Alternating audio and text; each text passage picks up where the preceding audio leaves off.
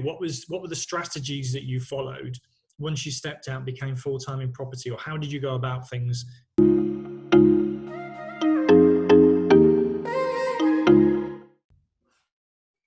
Okay, Rich, how are you doing? You okay?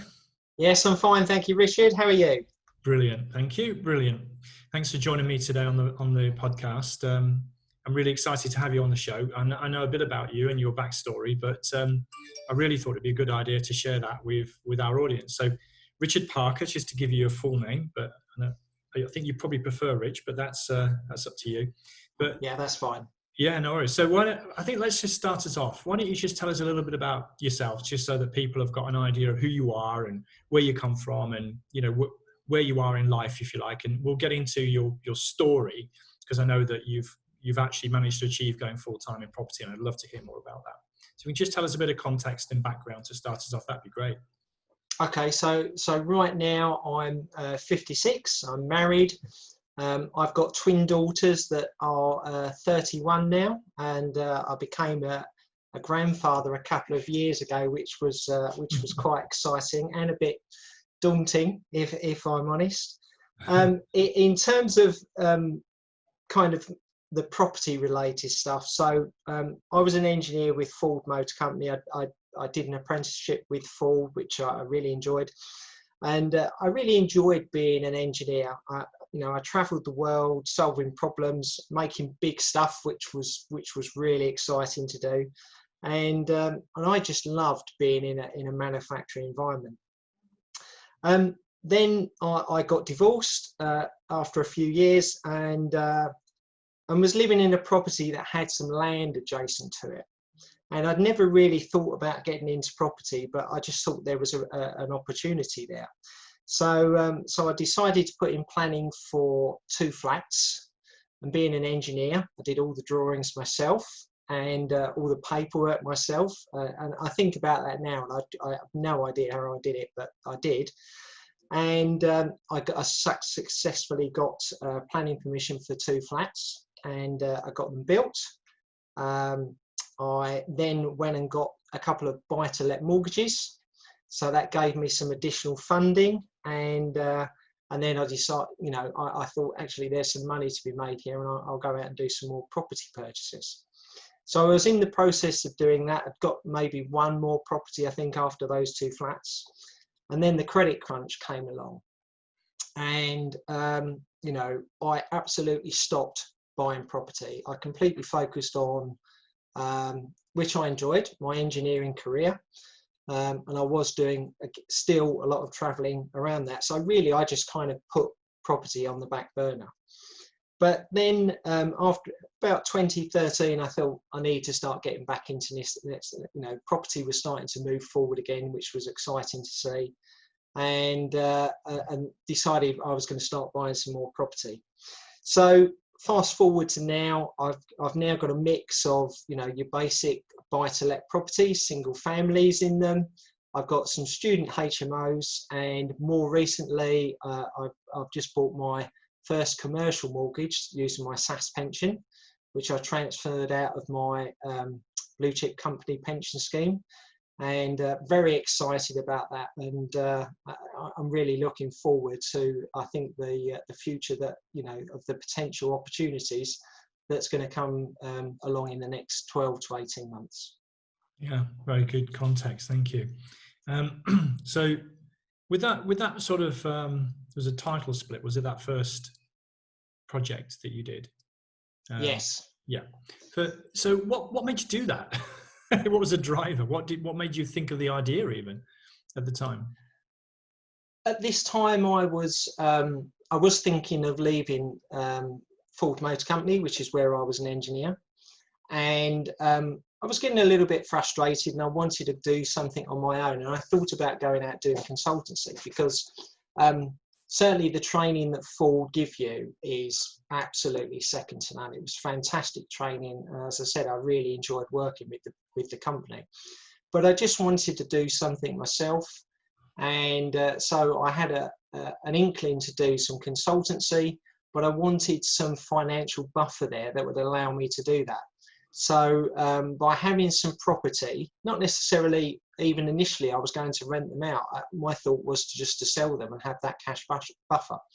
But I realised I didn't have to sell them. I had sufficient funds by renting them out, and certainly once I got some buy-to-let mortgages on them, it gave me that financial buffer that I was able to use to go out and set up a consultancy business, which I did, and I loved doing that for quite a number of years. Yeah, I knew that about you, and I was wondering if that was going to come into the mix. So having the extra income stream, it wasn't at that point in time, let's say, a full job replacement income by the sound of it. No, it certainly wasn't. At that time, I was on a good salary with Ford, and I needed to replace it, at least partially. But I wanted that kind of pick and choose situation. So for a period of time, I was consulting with a number of businesses. And then as I got to know the business owners of some of those I was consulting with, they asked me to get more and more involved in the business until one of those particular businesses said, look, we want you to come in as general manager, which I did, and kind of went full time. And within a year, I was managing director running the business for them. So that was really then the start of me running businesses for other people, which again was really exciting. So I'd had since then I've had a number of directorships where I've been running businesses, which I did up until, really, I would say a couple of years ago. I read a very interesting book that, to be honest, changed my complete outlook on what I was doing. And that's when I decided that I wanted to go full-time in property. Well, you can't leave us with that. I read a book, but I'm not going to tell you the title. I mean, what is this great book that you read that changed everything? I'm an absolutely prolific reader or listener of books and also podcasts. Yeah. But this particular book was called The Millionaire Fast Lane by MJ DeMarco. Yeah. A lot of people reference it. I mean, I can talk about it a bit more later on if you want, but I read this book, and it's a book about really, even though at that time I'd been through consultancy and I was running businesses as a director, I was still an employee. And what the Millionaire Fast Lane talks about is that really it's all about taking control of your life and your assets. And the real way to do that is to effectively have a business. And a property business, for example, or any other business, but it's really about you having a business. You're in control of your destiny. No one can change or take away what you're doing. And I read that book, and within 6 months of reading that book, I'd left full-time employment and gone full-time in property. Wow, that's interesting. I mean, I love that book, by the way. I think he's very contrarian, isn't he, MJ DeMarco? And outspoken. Yeah. I mean, the book is very American. It's very American. But if you go past that and just understand the message of what he's trying to communicate, equally, another thing that he talks about is, trading time for money. And my last particular employed role involved me driving an hour and a half each way. So I was spending 3 hours each day commuting, and I was getting more and more fed up with this. And it was all driving. And if the traffic was bad, it was sometimes 2 hours to get to my job and an hour and a half home. I didn't completely waste that time, because I did one of these things which I tell people to do, which is about turning your car into university. So I became a big listener of Audible books during my journey, which is a great time to get education. Mm-hmm. But I was just spending so much time, and I actually did an exercise where I added up, if I kept doing this, how much time a year I was spending driving, and it was turning into months of my life. And I just went, this has just got to stop. And so in conjunction with the time that I felt I was wasting, plus this boost or suggestion that I should really, make property a business, a full-time business, that's really propelled me to do what I'm doing today. Yeah, so much there we can unpick. I mean, as a matter of interest, have you read MJ DeMarco's follow-up book? Unscripted? Yes. I have. I think there was a lot of repeat content in there. I didn't really enjoy it. I've actually got it on my bookshelf just behind me, because I did buy that as a hard copy. Because with me, although I listen to Audible books, what I tend to do is I'll listen to an Audible book. If I think it's a real good reference book, I tend to get the hard copy after and then go through it and make lots and lots of notes. I love scribbling over books. So I don't keep my books pristine. They're all bent and battered where I've scribbled all over them. But yeah, Unscripted, I'll be honest, I did, maybe because it just didn't have that impact that the first book had for me. So maybe that's why I didn't enjoy it. But still, again, it's a very good book. That's the one. Yeah, I'm showing you because it happens to be the TPV Book Club Book of the Month. And so I'm doing exactly what you've just highlighted. And actually, in fact, ironically, I was just going to show you some of my scribbles, but, just stuff like that. I've, highlighted some of the quotes. Yeah. It's pretty like you. Because we're going to have a review of the book at the end of the month, I kind of need to know what I'm talking about. But good. It's still a very good book. No, it is. And in fact, I kind of suggested people skip the first third if they read Millionaire Fastlane, because a lot of it's a repeat or even a rant. Because that's what I was talking about with MJ. Anyway, I'm digressing a little bit, but here's the point I definitely agree with, is that, taking control of our own destiny seems to be the light bulb moment that Millionaire Fastlane triggered in you, insofar as switching from, because you'd already made one switch, hadn't you, of course? You'd gone from, full-time employee with Ford Motor Company to consultant and interim director in, working for other businesses. So you'd stepped into from employee to self-employed, if I can say that. Yep. And it sounds like you made the switch to go full-time in property and be a business owner outright. Is that right? Yeah, that would be true, Richard. For me, I just really enjoy management, and I don't mean that in the sense that I like being a boss to people, but I just really enjoy some of the theories behind management and leadership, particularly. I did my MBA when I was at Ford, and I was very fortunate that they funded that. And I still use some of the information that I learned during my studies for that today.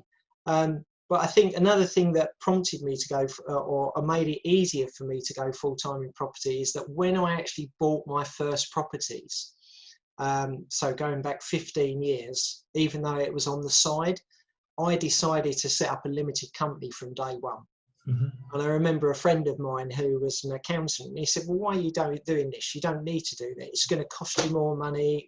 And I just said to him, no, because I don't know where this is going to go at some point in the future. And I want to run it professionally. Again, perhaps being an engineer, I was a professional in a professional business. And so therefore doing property, it wasn't going to be like, it kind of was a hobby, but I didn't want to run it like a hobby. Yeah. So I set up a business and I put all the controls and the formalities in place to run it as a business, even though the property was really a part-time business while I worked full-time employed. Understood. That makes sense.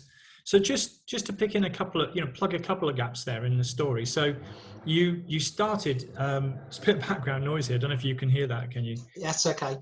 Hopefully it's going to come okay on the audio. Someone's doing a lot of clear up in a garden. I might need to switch to a different connection. Anyway, you started with the title split. You were still an employee. Then you stepped out into the consulting in the interim kind of role, and then eventually you stepped into full time in property. But just talk us through from that first property purchase up until stepping out full time. What did you do? What did you do in property during that period of time? So in that period of time, I would say I almost exclusively stuck with single buy-to-lets that a single family would go into. So it was really a case of, it was almost an ad hoc approach, I would say. It wasn't very disciplined at all, which, being an engineer, obviously doesn't really, it isn't the way I do things. But it was really a case of, if an opportunity came along and the numbers worked, I would buy it. But I wouldn't say I was really hungrily out there looking for properties. It really was just a case of, at this stage, I had no ambitions to become full-time in property, because I honestly thought I would be an engineer for the rest of my life. I say again, I really enjoyed what I did. And so, just a little aside for people listening to this, if you really enjoy your job, it's one of those things that you can kind of justify putting off developing your property business quite easily, because you can just say, well, it's just a hobby, and it's at some point in the future I'll pay it more attention. If you don't enjoy what you do, I think then you're much more hungry to escape from what you're currently doing. But that wasn't the situation for me. So, for me, in terms of the properties that I was buying, sometimes a friend would point them out to me, and he would say, look, I've seen this property. Are you interested? Would you like to go for it? But it was a very, very laid back approach. And if I bought one property a year, that was probably unusual. And I'd go, okay, I've got another one. That's fine. That's in the bank. I'm going to continue concentrating on what I really enjoy doing at the moment. I just put myself on mute briefly because of this background noise, so I need to take myself off as well. That's interesting. So it's more opportunistic, let's say, in that early period of time. And when you got to the point then of being able to step out, were you able to have full income replacement at your previous level, or was there sort of a shortfall or a gap as such to fill? So one of the things I think, when you kind of step away from full-time employment, you realise that you haven't got the expenses that you had before. You're not buying the suits, you're not spending the fuel, you're not travelling. There's just a whole different, a whole amount of things that you're just not doing anymore, lunches and things like that. So I didn't need to replace the full income that I was earning previously. I just needed enough to enjoy the life that I was doing, and it did allow me to do that. Also, I'm in a very fortunate position that my wife had a very good job, and I knew that. And when I said I was going to do this, she said to me, just go for it. I knew that if I had absolutely no money coming in, we could pay the mortgage and we could pay the bills. All right, wouldn't have the holidays and things like that. But I knew that I would be able to survive.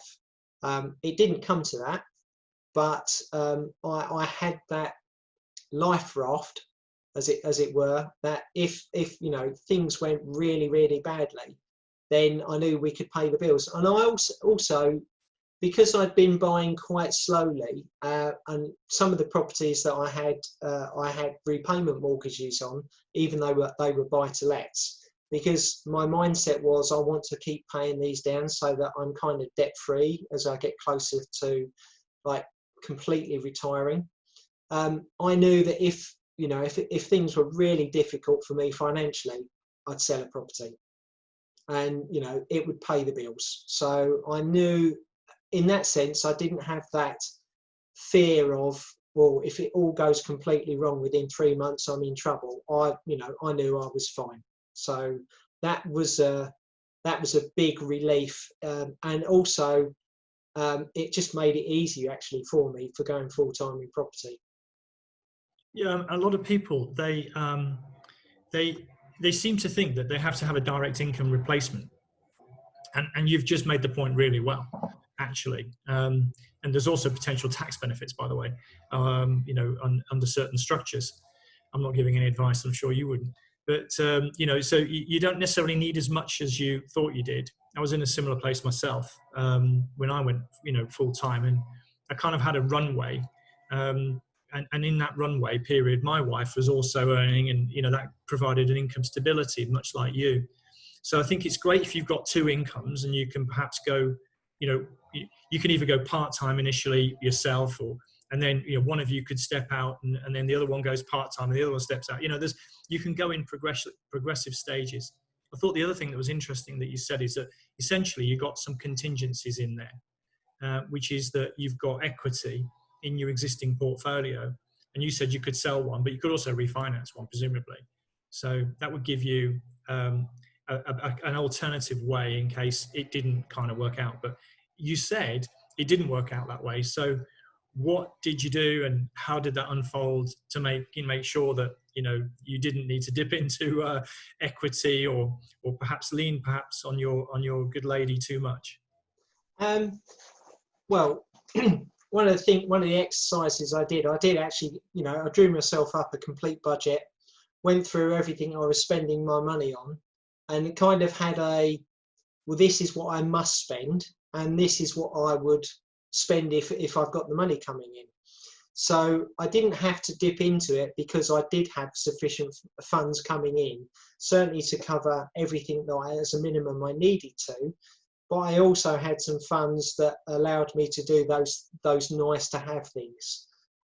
Because one of the things that you realise as soon as you go full-time in property, that you can give yourself a lot of free time if you want.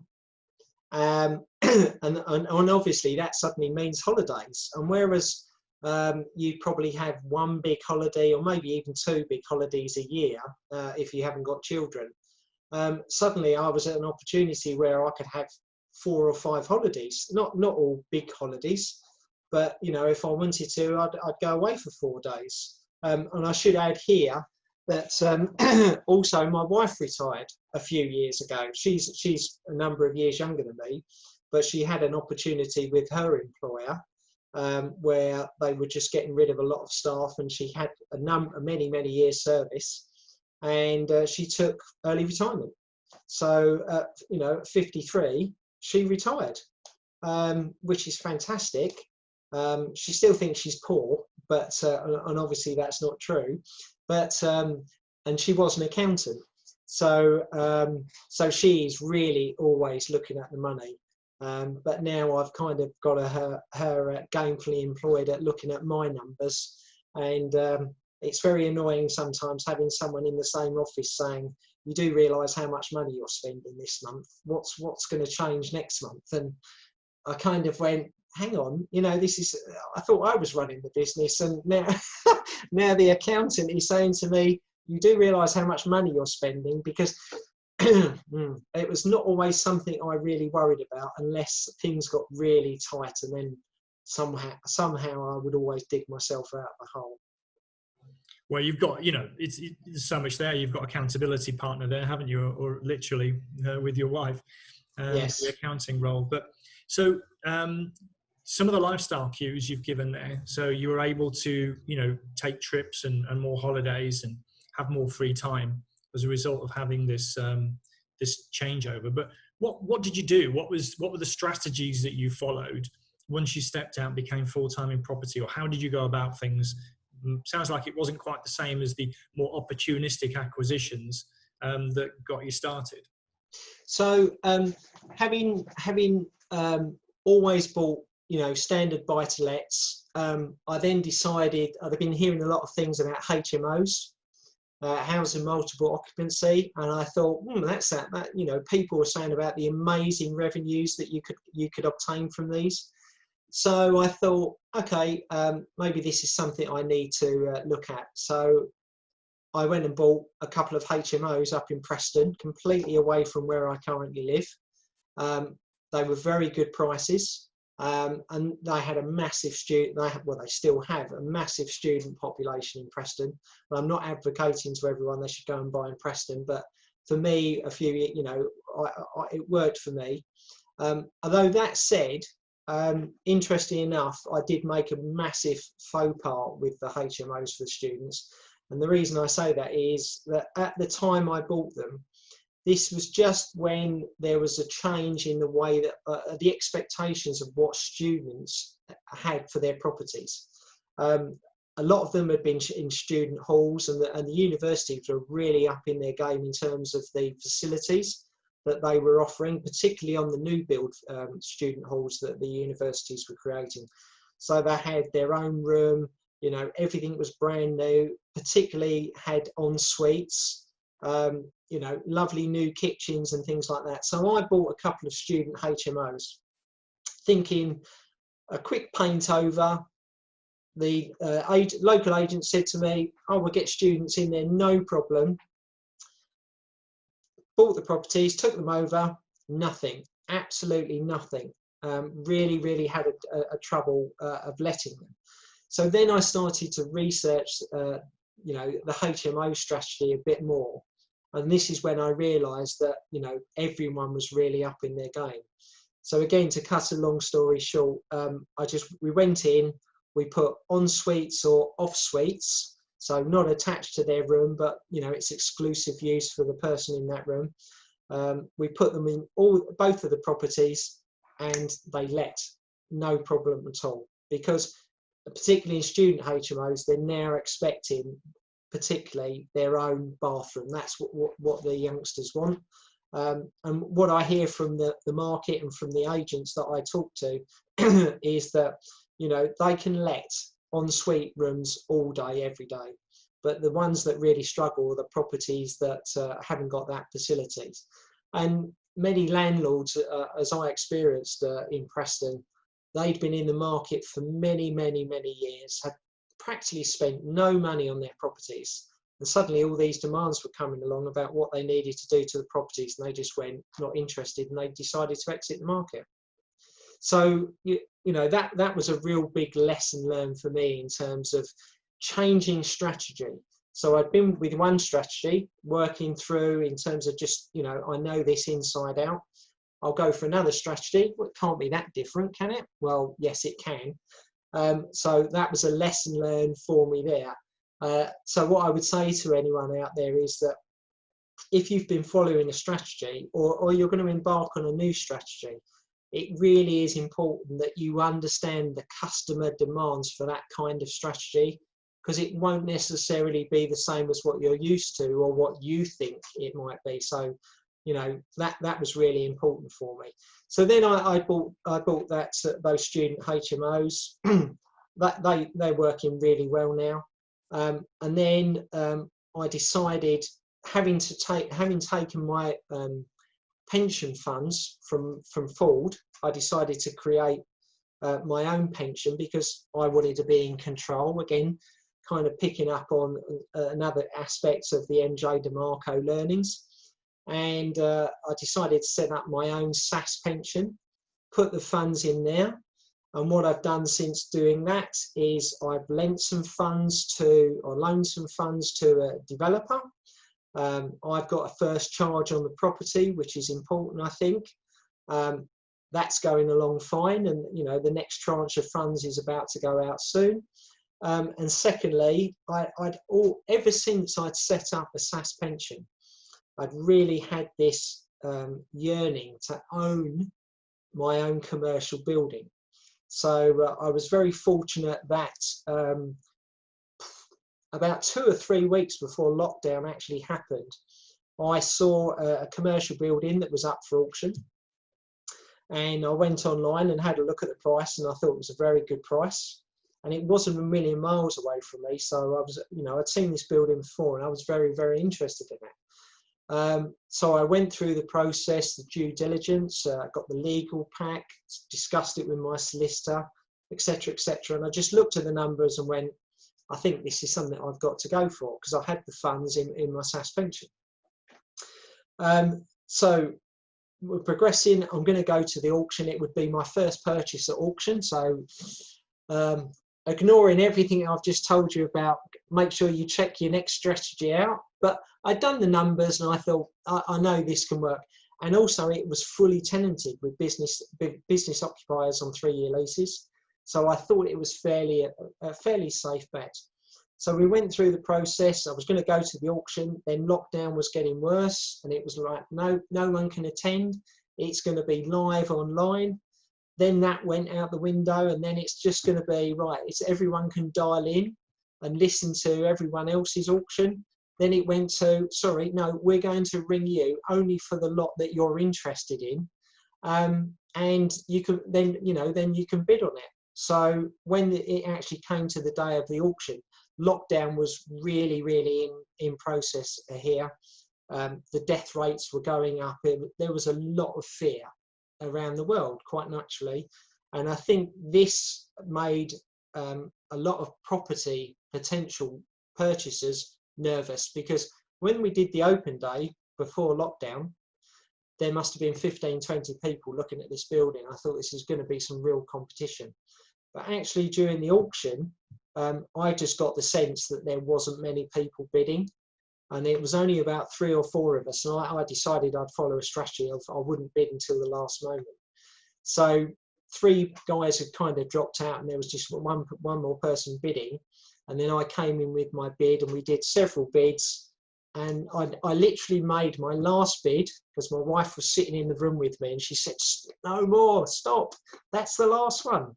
And I said, "Yep, it's going to be the last one." Didn't say that to the guy on the other end of the phone at the auction house. So I bid, and I didn't get a counter bid, and so I was successful in winning that auction lot. And it's already cash generative right from day one, which is absolutely fantastic. So I'm really pleased. And the more I'm now educating myself about commercial property, I just think there's some real opportunities there.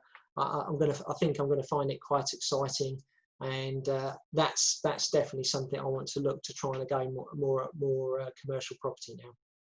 Yeah, I mean, I obviously know a lot of that because I know you, and we've been working together over a period of time now.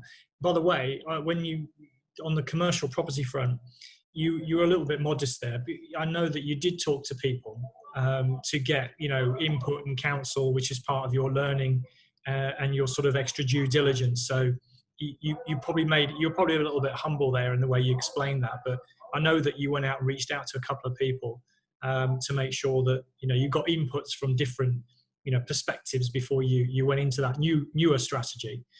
So I mean, absolutely, Richard. I'm not backward at coming forward when I don't know things. So if I've got people in my network, and I'm very fortunate that I have, if I've got people in my network that have this knowledge, I'm afraid I will be a bit of a pain, and I will constantly ask them questions and say, well, what about this? What do you think of that? I mean, one of the things that was interesting, and I know I talked to you about this, that on the form that we had to, they asked for the auction, for the commercial property, they said, would you put down on the form what your maximum bid would be? And being new to auctions, and I spoke to you and I said, is this normal? Would you do this? Do you think this is a good idea? And we kind of came to the conclusion, no, it wasn't. And obviously, if the line had dropped down, that's why they asked you to do this. If the line had dropped, they said, well, that's it, you won't be able to bid anymore. But I don't know, I just didn't like the sound of it, so I decided not to do that. Yeah, very, very wise, I think. But so we've covered a bit there. So you've covered different types of property strategy. You diversified your interests. We just glossed over the point that you utilize your pension fund from Ford and created your own SAS pension fund, small self-administered scheme. That's right. You're not the only person I'm talking to in this series, by the way, who has latched onto that as an avenue. But would you just talk a little bit about the whole SAS pension side of it and what difference it's made, and perhaps what you've learned and how you're still educating yourself around that. So the way I got into finding out about SAS pensions was I had one of the pension houses actually contact me and said, would I be interested in taking a SIP? And the idea would be that transfer out my pension fund into a SIP and basically invest it into the stock market. I'd had some personal previous experience with the stock market, and I'll be honest, I wasn't very successful. And I think that's because you could say it's basically borderline reckless or gambling. And it wasn't a huge amount, but it was several thousands that I'd lost, and I just went, that's it, stock market's not for me. So when this guy said, put your money into a SIP and we'll invest it in the stock market, separately, I'd also had a private SIP myself after I'd left Ford Motor Company that I'd continued to pay into. And that had been invested in the stock market. And when I came to look at it to do a final transfer, that had lost money. So I was like, absolutely no way am I investing in the stock market with my pension fund, because it's fine if it's a big pension fund like Ford Motor Company. Obviously, they've got big people managing the whole pension fund, but it just wasn't for me. But thanks to this guy, he just said to me, do you know what your transfer value is? And I thought, well, I have no idea what you're talking about. So I found out what the transfer value was. I could take it all out in a big lump. And he said, contact Ford and find out what your transfer value was. Well, I did this, and when I got the figure, I almost fell over, because I just couldn't believe how much money it was. Even though I'd left quite a few years before, I'd been with Ford nearly 25 years, that pension pot had kept building, and it was very, very healthy. But I wanted that control. So I then went out to find someone that I could use to set up my SAS pension.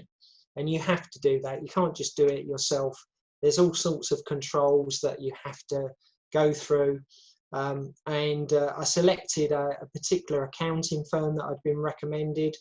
They went through it with me in quite a lot of detail, and they almost had the authority to say, no, you can't do this. We don't think this is right for you.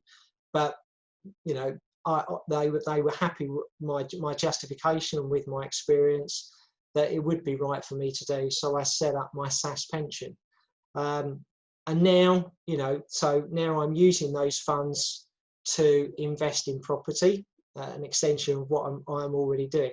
I think the key thing I would say, though, about a SAS pension for people who might be considering this, and I know there is a lot of talk, particularly in property circles, about SAS pensions. A SAS pension is like running a business.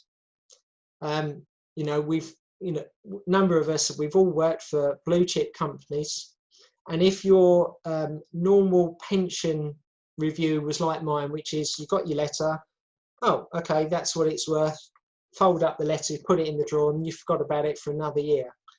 A SAS pension is not like that. A SAS pension is about you taking control of how those funds are invested. You can invest in passive investments, but what I would say is you shouldn't be passive about your SAS pension. You should be looking at this regularly and really running it like a business. You wouldn't run a business and just not worry about it for 6 months. You'd be on it all the time. And having a SAS pension, I would say to people, is very much like that. So if you want something that you can just forget about, maybe a SAS pension is not for you. But if you want control and you will run it like a business, then I would definitely recommend a SAS pension to people. Now I've got an aeroplane going over. So it's great, this recording today. There's everything that could be making noise is making noise. No, but you're right in what you say, because I speak to some people and it's like, well, you can get hold of your pension. You literally can't get hold of your pension. You can just control how it's invested. Obviously, you can get hold of some of it when you're 55, and then the rest of it you can take out, later under the rules and regulations that exist. But I think what I thought was really interesting, and you've done this, is how did it create like a step change to support your property business? Perhaps as a leading question, in other words, did it provide an alternative source of funding to enable you to do things that maybe you wouldn't have been able to do otherwise? I mean, it's not at the moment, but it will provide an alternative source of funding. So I've got my property business that I've got my existing property portfolio in. Right now, I'm not drawing any earnings from that because I'm in a fortunate position. I don't have to, but I think that will change this year. I'm going to start drawing some earnings from the property business. The pension pot, as I'll call it, I'm going to try and leave that untouched if I can, so that it can grow and grow. So at some point in the future, if I want to dip into that and I start drawing, not the initial 25%, but I want to start drawing a pension from from my SAS pension, then that will give me a second stream of income that I can draw on at some point in the future. I could draw on it now, actually, because obviously I'm over 55, but I don't want to do that. I want to try and allow it to compound in terms of the rent that's going into the property, and also to try and buy more property, so that I can, I'll have a good revenue stream in the future when I start needing to draw on it. But the other important reason for me why I wanted to set up a SAS pension is that with a normal pension, the way it works is that pension, it comes to you, and obviously if you're married, it goes to your wife in my instance. But when I die, the pension is reduced by 50%. And when my wife dies, the pension's gone. That's it, it's finished. The great thing about a SAS pension is that I can bring in my children and, at some point in the future when they're old enough, grandchildren, to be trustees of the pension fund, and it will become intergenerational. So the revenue, or the income rather, that's coming into the SAS pension, they can then start to draw on at some point in the future.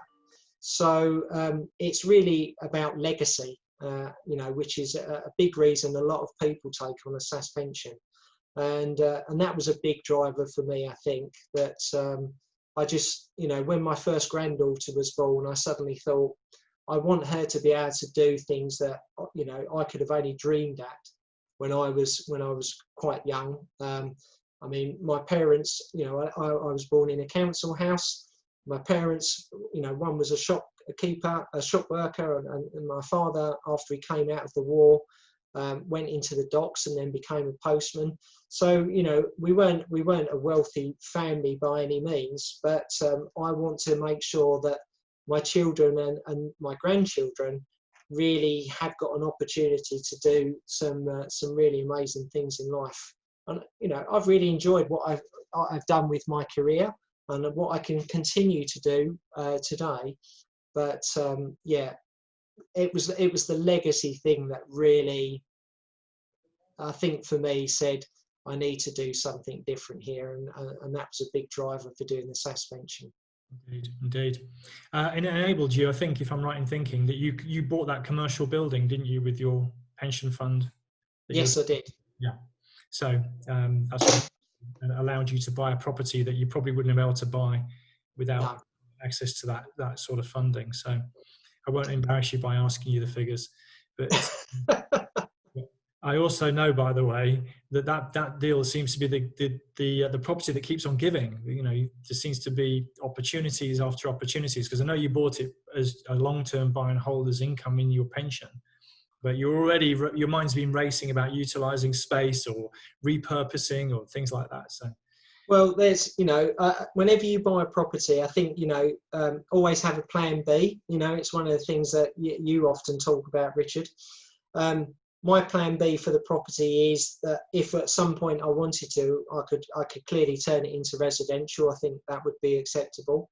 But the other thing is it's got enough land that it could be extended. So I think I could increase the size of the property to make the number of business tenants more in terms of quantity. But already I've looked at one of it's got a very big boardroom. that is hardly ever used. And I've just immediately looked at this and gone, well, that could be another office, even if I made the existing tenants a small room so that they could still have client meetings outside of their office suites if they wanted to, and that should generate £7,000 or £8,000 extra a year. So immediately, that would generate more income. So I've already got the architect working on some schemes for me about what we can do and see whether it's financially worth doing. I'm glad to see you've got an architect doing your drawings for you these days. We've spoken a little bit about working. It's been a while since I've got the technical drawing board out, so which is what I did those two flats on. But with CAD nowadays, then I'll leave that to the experts. Well, it's actually a serious note, because I know you and I have spoken in particular about working on the business versus working in the business. And so, doing your own drawings whilst you are capable would be an example of working in the business. And I think, just to cue you up, what's your view on that now? What's your view on versus in the business? As you say, Richard, I've really struggled to step away from the coalface, as it was, because again, I'm very fortunate that I'm very capable. I can do electrics, plumbing, decorating, building. I've been fortunate that through my life I've learned a lot of skills, and I, in some ways, I enjoy doing it. And it's been very, very difficult for me that when I'm let down by a trade to not just step in and do it myself. And I've worked some silly hours in terms of doing that. But one good thing I would say that for me has come out of this lockdown, it's really made me kind of press the reset button. I've always been very much one of these people that is always flat out. I've always been a flat out person in terms of just working, weekends, because I don't find it too much of a chore. I kind of enjoy it. But this lockdown has really made me reset. And I think I had this objective of only working 3 days a week. Mm-hmm. And actually, because of lockdown, I think I'm there now.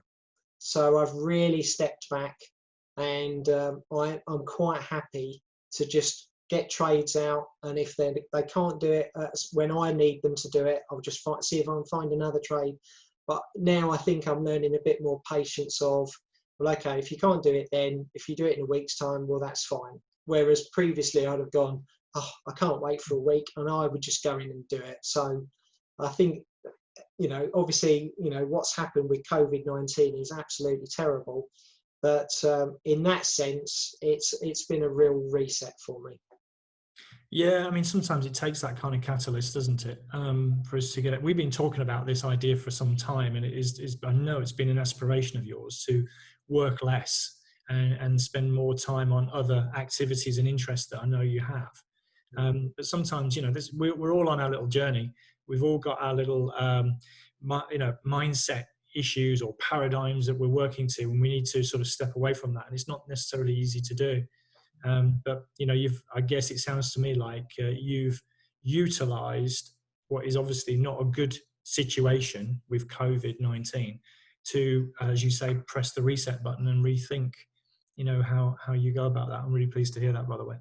And another thing I've been able to do as part of kind of that reset in terms of physically doing work is because I want to understand all the opportunities around utilising a SAS pension. I've really been educating myself with online information and webinars and courses and things like that about what it is and is not possible to do by utilising a SAS pension. So I've really taken the opportunity to do that, rather than obviously where we've not been able to go out. I've been doing a lot of home study. Interestingly enough, one of my daughters, who's a midwife, she's currently doing her masters, even though she's a full-time midwife. And it's like, well, what have you been doing today? Oh, I've been writing notes and educating myself on a SAS pension all day.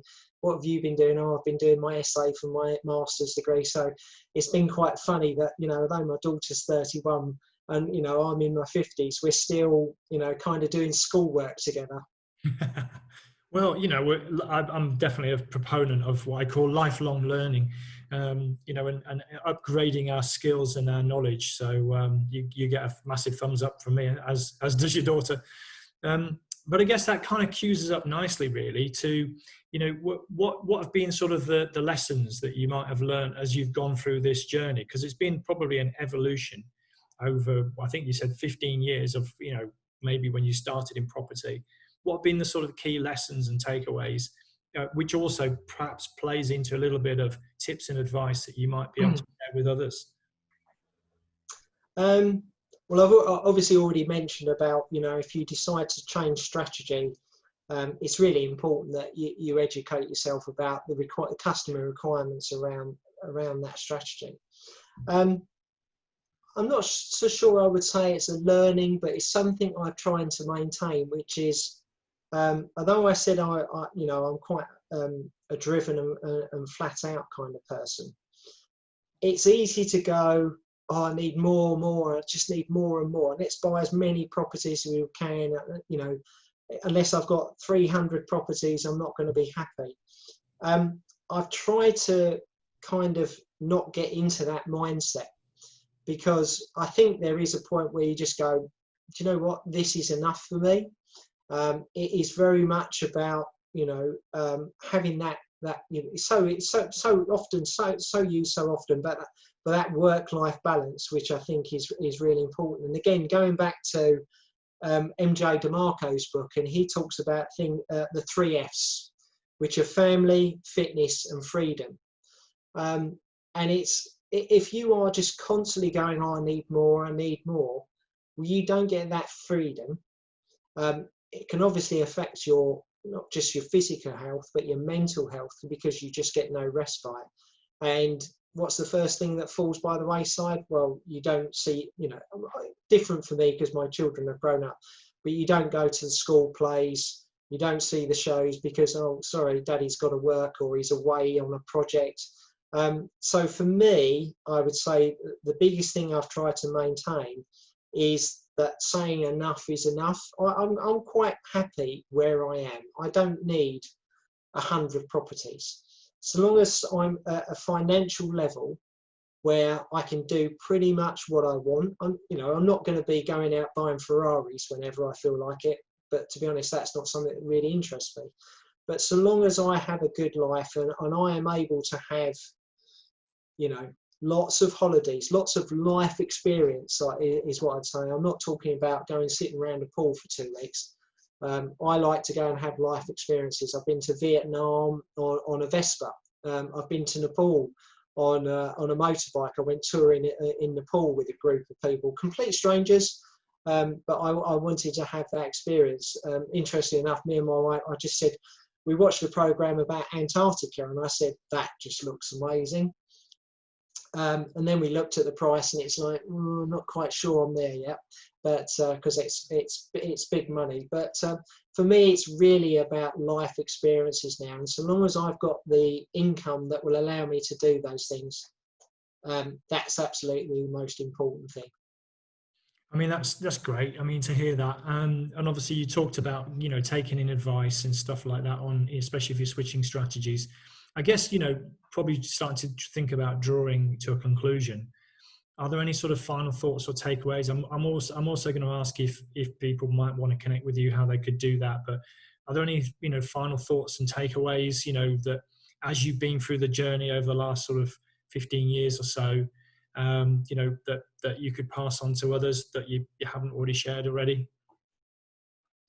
I think I've pretty much covered everything that I wanted to say, Richard. Yeah, if to be honest, if I add to that, I don't think that's going to add great value. As I say, for me, it's about getting to that level where enough's enough, and I'm quite happy with that, because that's now, again, coming back to the idea of freedom. It's not only about travelling, but it's given me the freedom to educate myself about lots of things that are going on in the world. lots of things that have previously gone on the world. So, again, I'm really an avid person of learning now, is what I would say, that I think is really important. If people want to get in touch with me, then the main way to do that is via LinkedIn. I think it's Richard P. Parker on LinkedIn. I'm not really on Facebook. I don't like Facebook, and I'm not into Instagram and all those other things. LinkedIn is the way that people can get in touch with me if they want to, and I'll obviously respond as best I can. Yeah, I'm sure people will be really interested in certain elements of what you've been speaking about.